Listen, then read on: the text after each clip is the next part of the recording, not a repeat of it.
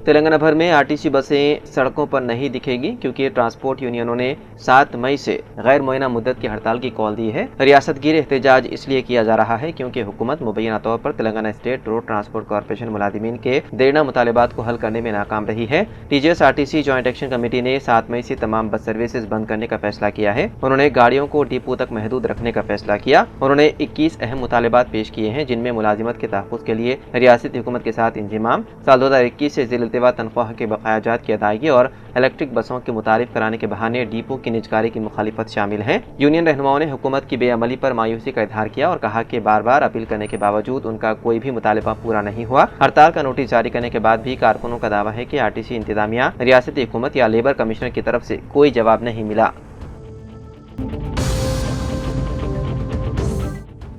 Telangana public service commission की जानिब से दायर करदा अपील पर चारशंबे के रोज तेलंगाना हाई कोर्ट में समाअत हुई। टीजीपीएससी ने अदालत से दरख्वास्त की थी कि ग्रुप 1 मेन इम्तिहान से मुताल्लिक वाहिद बेंच की तरफ से जारी करदा उबूरी अहकामात को मनसूख किया जाए। ताहम चीफ जस्टिस की ज़ेर क़ियादत डिवीजन बेंच ने इस अपील को मुस्तरद करते हुए कहा कि चूँकि मामला फिलहाल वाहिद बेंच में ज़ेर समाअत है इसलिए वो इसमें मुदाखलत नहीं करेंगे। अदालत ने वादे किया है कि टीजीपीएससी को चाहिए कि वो वाहिद बेंच में ही पिटिशनर का हल तलाश करें। ये मामला उस वक्त शुरू हुआ जब कई उम्मीदवारों ने हाई कोर्ट से रुजू होते हुए ग्रुप 1 मेन इम्तिहान के नताइज और अमल में बेकायदियों का इल्जाम लगाया था।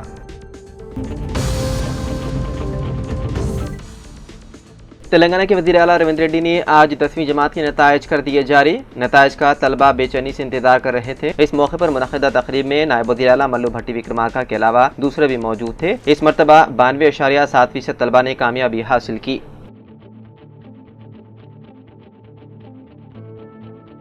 तेलंगाना एफसेट सेंटर में एक तालिब इल्म को मुबैना तौर पर 2 मिनट ताख़ीर से आने की वजह से एग्ज़ाम हॉल में दाखिल होने नहीं दिया गया। जनगांव जिले के स्टेशन घनपुर के एम पनंदा गटकेसर मंडल में वाक़े मरकज़ पर एपी स्ट्रीम टेस्ट के लिए सपहर 3:02 पर पहुंची, जबकि रिपोर्टिंग का वक्त सपहर 3 बजे था। तालिबा के हुक्काम से इल्तिजा के बावजूद मुबैना तौर पर उसे मरकज़ में दाखिल होने से रोक दिया गया। मीडिया से बात करते हुए इस पनंदा ने कहा कि वो जनगांव जिले से मरकज़ पहुंची और 2 मिनट ताख़ीर से पहुंची। वहीं JNTU हैदराबाद जो दाखिला इम्तिहान का इनेकाद कर रही है पहले ही वादे कर चुकी है कि अगर 1 मिनट की भी ताख़ीर होगी तो उम्मीदवार को मरकज में दाखिल होने नहीं दिया जाएगा।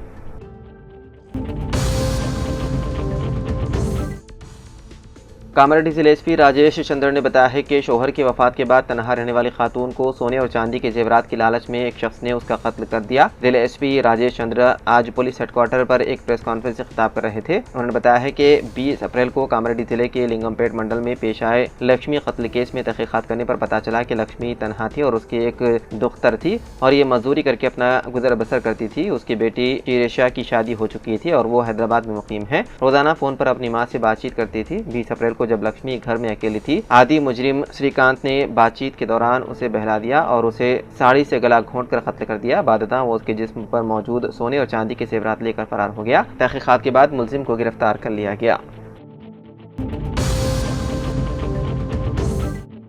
कोलकाता के मीचुआपट्टी इलाके में वाक़े रईतुराज होटल की इमारत में मंगल की रात शदीद आग लगने का वाक़या पेश आया, जिसमें 14 अफराद जिंदा जलकर हलाक हो गए। पुलिस कमिश्नर मनोज वर्मा के मुताबिक मरने वालों में 11 मर्द, 1 खातून और 2 बच्चे शामिल हैं। हादसे के वक्त खौफ के मारे कुछ अफराद ने खिड़कियों से कूदने की कोशिश की। चौथी मंजिल से छलांग लगाने के दौरान कई अफराद शदीद जख्मी हो गए। उनमें से एक शख्स ज्यादा खून बह जाने से फौत हो गया। यह हादसा मंगल की रात तकरीबन 8:20 पर पेश आया, जब 6 मंजिला इमारत में अचानक आग भड़क उठी। शोले जल्द ही ऊपरी मंजिल तक फैल गए। फायर ब्रिगेड की 10 गाड़ियों ने मुसलसल जदोजहद के बाद चारशंबे की सुबह 3:30 पर आग पर काबू पा लिया। मरने वालों की फौरी शनाख्त नहीं हो सकी।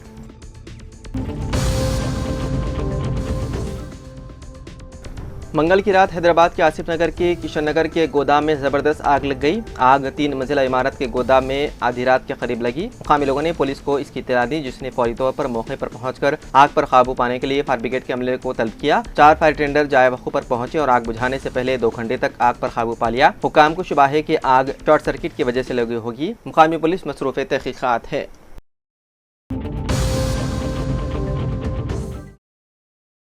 मंगलहाट पुलिस ने गोशा महल के एमएलए टी राजा सिंह के दफ्तर पर फर्श पर चस्पा 3 झंडों को हटा दिया। राजा सिंह ने पहलगाम हमले के खिलाफ बतौर एहतजाज अपने दफ्तर के दरवाजे पर झंडे चस्पा किए थे। उन्होंने दावा किया कि ये झंडे पाकिस्तान के कौमी परचम हैं। इत्तला पर कार्रवाई करते हुए पुलिस दफ्तर पहुंची और उन्हें फौरी तौर पर हटा दिया। उन्होंने कहा कि पुलिस ने उनके दावे को मुस्तरद करते हुए कहा कि ये झंडे पाकिस्तान के कौमी परचम नहीं है। उन्होंने उन पर जोर दिया कि वो गूगल और दीगर सर्च इंजनों के जरिए पाकिस्तान के झंडे के डिजाइन की तस्दीक करें। उन्होंने दलील दी है कि जब पाकिस्तानी मुकामी लोग मुबैना तौर पर हिंदुस्तानी झंडों की बेइज्जती करते हैं, पुलिस उन्हें अपना एहतजाज दर्ज करने से रोक रही है। झंडे हटाने के बाद पुलिस वहां से चली गई।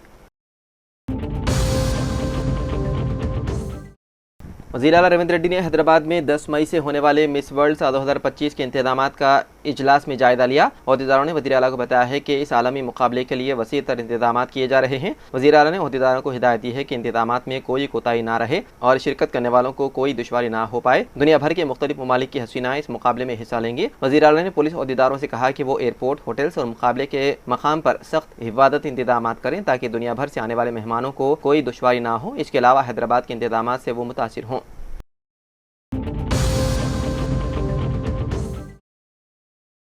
वज़ीर-ए-आज़म नरेंद्र मोदी के 2 मई को आंध्र प्रदेश के दारुल हुकूमत अमरावती के दौरे के इंतजामात तकरीबन मुकम्मल हो गए हैं। बाकी काम कल तक मुकम्मल कर लिए जाएंगे। ये बात रियासती वज़ीर नारायण ने अहदेदारों के साथ इंतजामात का जायजा लेने के बाद मीडिया से बात करते हुए कही। उन्होंने बताया है कि वज़ीर-ए-आज़म मोदी के हाथों 43,000 करोड़ रुपए मालियत के तरक्याती कामों का इफ्तिताह किया जाएगा। उन्होंने मजीद कहा कि सिर्फ 50 दिनों में किसानों ने बगैर किसी एतराज़ के अपने अरादियात दारुल हुकूमत के लिए दी थी। उन्होंने कहा कि वज़ीर आला चंद्रबाबू नायडू की हिदायत पर आलमी मियार का दारुल हुकूमत तामीर करने का मंसूबा बनाया गया है। सिंगापुर के ताउन से मास्टर प्लान तैयार किया गया है, जिसके तहत 365 किलोमीटर ट्रंक रोड्स और 1500 किलोमीटर लेआउट्स रोड्स तामीर किए जाएंगे। मादी में 41,000 करोड़ रुपए के तरक्याती काम शुरू किए गए थे और 2019 से पहले 5,000 करोड़ रुपए के बिल्स की अदायगी भी हो चुकी है।